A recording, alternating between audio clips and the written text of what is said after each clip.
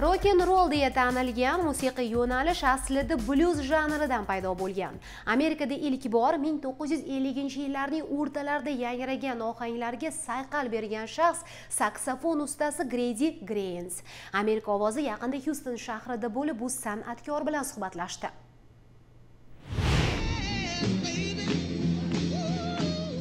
Rock and roll endi sahnaga chiqib, shov-shuv ko'targan yillari Grady Gaines saksofonni qiyib chalar, muxlislari esa mast edi.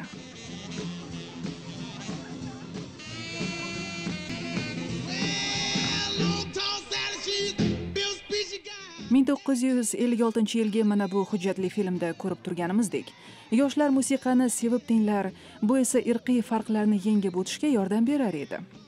Biroq Gaines nazarida sozandalar hali o'z qudratini to'liq tushunib yetmagan edi. U paytlar hali rock and roll ustalari bo'lib tanilamiz deb kim bilibdi? Ritm va blyuz chalib yuribmiz derdik. Gaines xonanda Little Richard va uning mahoratiga tahsin aytadi. Rock and roll musiqasini birinchilardan bo'lib yaratgan Little Richard edi.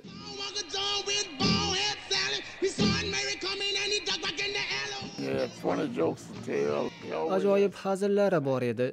Doim kayfiyati a'lo bir inson edi. Uning atrofida bo'lish mazza edi. O'zining yangi bosmadan chiqqan tarjimai holida Gainesning yozishicha Little Richard ijodining avj pallasida ruhoniy bo'lish uchun musiqani tashlagan. Undan keyin Elvis Presley sahnani egalladi. Grady Gaines esa Sam Cooke bilan ishlay boshlagan. Sam Cooke muloyim ohangda kuy chalar edi. Men ham unga moslashar edim. Gaines keyinroq qator yulduzlar bilan kuy ijro etdi. Houstonga qaytib o'zining ansamblini tuzdi. Sozanda hamrohi Rod Evans bilan birga Ko'rganlarim sarlavhali kitob ham yozdi. I tried to tell them all in that book as much as I could remember.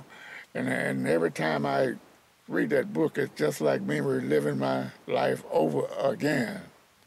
Birgina armonim bor, dedi Rod Evans. Little Richard bilan suhbat qila olmadik. Avvaldanoq u bilan gaplashib, xotiralarini kitobga tushiraman deb yuragimga tugib qo'ygan edim. Lekin Little Richardning sog'lig'i juda og'irlashib, gapira olmay qoldi. Grady Gaines hozir 81 yoshda. Rock and roll afsonasi hanuz sozini qo'ymaydi, kichik davralarda muxlislarni xursand qilib yuradi. Houstondan Greg Flacos, Washingtondan Nasiba Tohir.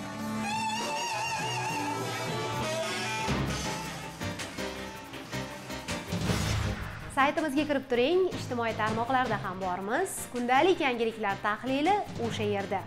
Bizni O'zbekiston, Qirg'iziston va Markaziy Osiyoning boshqa o'lkalarida, qolaversa dunyo bo'ylab tomosha qilayotgan muxlislarimizga tinchlik, xotirjamlik, sihat, salomatlik tilab qolamiz.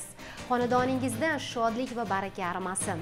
Xabar bo'lsa, faqat xush xabar bo'lsin. Washingtondagi studiyamizdan men Navbahor Imamova. Yaxshi dam oling.